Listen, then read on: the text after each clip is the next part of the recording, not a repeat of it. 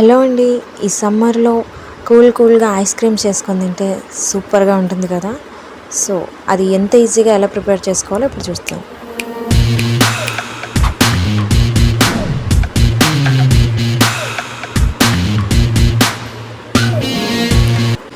Welcome back to our channel Tej creations.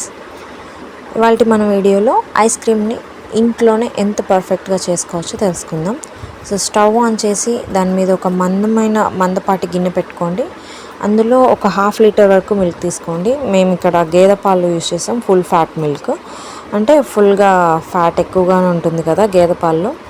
మీరు ఏ milk తీసుకున్నా full fat milk తీసుకోండి, full cream milk. అది ఒక పొంగొంచే వరకు పాలు వేడి చేసుకోండి. మిల్క్ హీట్ అయ్యేలోపు ఒక చిన్న గిన్నె తీసుకొని అందులో ఒక స్పూన్ కార్న్ఫ్లోర్ వేసుకొని కొంచెం మిల్క్ పోసుకొని ఉండలు లేకుండా బాగా కలపండి. సో నాకు ఇక్కడ క్లిప్ మిస్ అయింది, అందుకే నేను చూపించలేకపోతున్నాను. పాలు కూడా సిమ్లోనే పెట్టి మీడియం ఫ్లేమ్లో, సిమ్లో కాదు మీడియం ఫ్లేమ్లో పెట్టి మరగనివ్వాలి.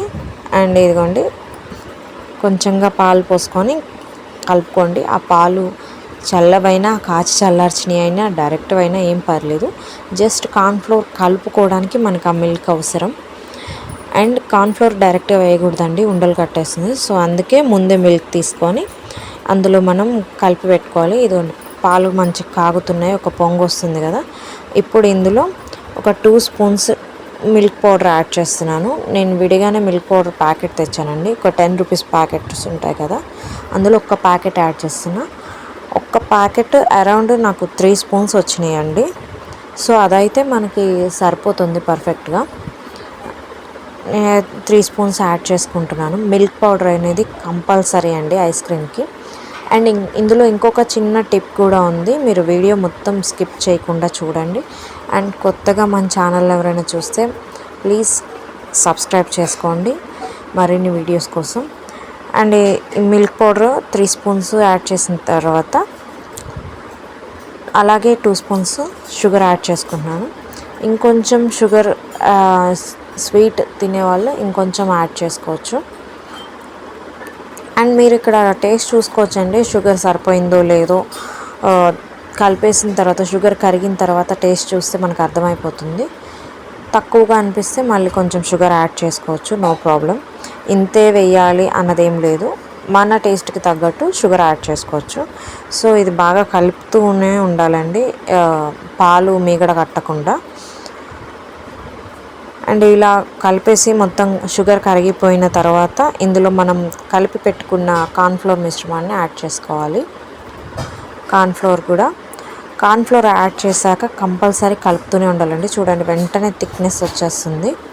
సో కలుపుతూనే ఉండాలి. ఇందులోనే ఒక టేబుల్ స్పూన్ కాదు, ఒక మూత నేను వెనిలా ఎసెన్స్ యాడ్ చేశాను.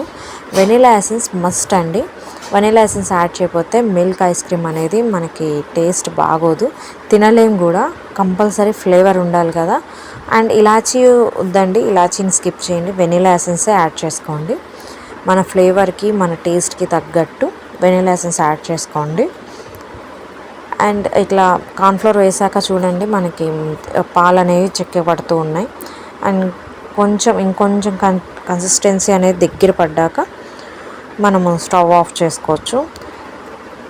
అండ్ ఈ టైంలోనే మనకి షుగర్ ఎసెన్స్ అంతా సరిపోయిందో లేదో ఒకసారి చెక్ చేసుకోండి. మీరు చెక్ చేసుకొని ఇలా కలుపుతూనే ఉండాలండి, ఎక్కడ స్కిప్ చేయొద్దు. మనం ఆపితే మాత్రం కార్న్ఫ్లోర్ అనేది ఉండలుగా కట్టేస్తుంది అనమాట, అండ్ మాడిపోతుంది కూడా. సో ఇట్లా కలుపుతూనే ఉండి బాగా చిక్కపడే వరకు ఒక 5 to 6 minutes పడుతుంది. సో ఇది చిక్కబడ్డాక స్టవ్ ఆఫ్ చేసేసుకోవాలి. అండ్ ఇప్పుడు ఒక మిక్సీ జార్లోకి బాగా కూల్ అయిపోయిన తర్వాత చల్లారాక ఈ మిశ్రమాన్ని అంతటిని మిక్సీ జార్లోకి యాడ్ చేసుకోండి. మిక్సీ జార్లోకి ఎందుకు అంటే ఐస్ క్రీమ్ అనేది మనకి ఫ్లఫీగా ఉండాలి కదా. సో అందుకోసం అండ్ ఆ క్రీమీ టెక్స్చర్ కోసం కంపల్సరీ మిక్సీ వేయాలండి. ఐదర్ మీరు ఇది చల్లారాక ఒక 1 hour ఫ్రిడ్జ్లో పెట్టి తీసి మళ్ళీ బ్లెండ్ చేసుకోవచ్చు. నేనైతే చల్లారయ్యాక వేసేస్తున్నా. అండ్ ఇదే అండి చిన్న టిప్ అన్నా కదా, అమూల్ ఫ్రెష్ క్రీమ్. ఇందులో ఫ్రెష్ క్రీమ్ అనేది కొంచెం యాడ్ చేసుకోవచ్చు. యాడ్ చేసుకుంటే ఆ టేస్ట్ అనేది మీకు ఖచ్చితంగా డిఫరెన్స్ తెలుస్తుందండి. రెగ్యులర్గా ఐస్ క్రీమ్ చేసే వాళ్ళకు కూడా నేనైతే యాడ్ చేశాను అండ్ టేస్ట్ కూడా నాకు బాగా నచ్చింది. సో అందుకోసమే. సో దీన్ని మిక్సీ పట్టుకున్నాక చూడండి ఎలా వచ్చిందో, నురుగు నురుగుగా. అండ్ ఇప్పుడు దీన్ని ఐస్ క్రీమ్ మౌల్స్లోకి పోర్ చేసేసుకుందాం. ఐస్ క్రీమ్ టెక్స్చర్ అనేది ఇలాగే ఉండాలండి. అప్పుడే మనకి తింటున్నప్పుడు క్రంచీగా అదొక ఫీల్, సాఫ్ట్నెస్ అంతా తెలుస్తుంది. అండ్ మీరు కూడా ట్రై చేయండి. అండ్ నాకు ఈ 6 మాల్స్లోకి అండ్ ఎక్స్ట్రా ఈ గ్లాస్లోకి వచ్చింది అనుకున్నా, బట్ లేదండి. చూడండి వీడియో స్కిప్ చేయకుండా మీకు అర్థమవుతుంది. అది నురగ ఉంది కదండి, నురగని మళ్ళీ కలిపితే మొత్తం లోపలికి వెళ్ళిపోయింది అనమాట. సో మళ్ళీ ఆ మిక్స్ అనేది మళ్ళీ యాడ్ చేస్తాను నేను. సో ఇట్లా యాడ్ చేసుకున్నాక మొత్తంగా సెట్ చేసేసుకొని ఒక నైట్ అంతా డీప్ ఫ్రిడ్జ్లో పెట్టండి. కంపల్సరీ 6 to 8 అవర్స్ అన్న అంటారు కానీ కాదు, కంపల్సరీ మీరు 10 to 12 అవర్స్ ఫ్రీజ్ చేయాలి. అండ్ ఫ్రీజ్ అయిన తర్వాత అప్పుడు మనకి ఐస్ క్రీమ్ అనేది క్లియర్గా వస్తుంది. సో ఎర్లీ మార్నింగ్ నేను తీస్తున్నా అండి, అన్మోల్డ్ చేస్తున్నాను, డిమోల్డ్ చేస్తున్నాను. అండ్ ఐస్ క్యూబ్స్ ఒక ప్లేట్లో తీసి పక్కన పెట్టుకోండి, ఎందుకంటే మనం తీసిన ఐస్ క్రీమ్ కరిగిపోకూడదు కదా. సో ఒక గిన్నెలో కొంచెం వాటర్ పెట్టుకొని అందులో ఒక 2 to 3 minutes మనం ఐస్ క్రీమ్ మౌల్స్ని పెట్టాలి. తీసిన తర్వాత డిమోల్డ్ చేస్తే ఐస్ క్రీమ్ ఇలా వస్తుందండి, చాలా పర్ఫెక్ట్గా వస్తుంది. అండ్ నేను కరిగిపోకుండా తీసి ఐస్ క్యూబ్స్ మీద పెట్టాను.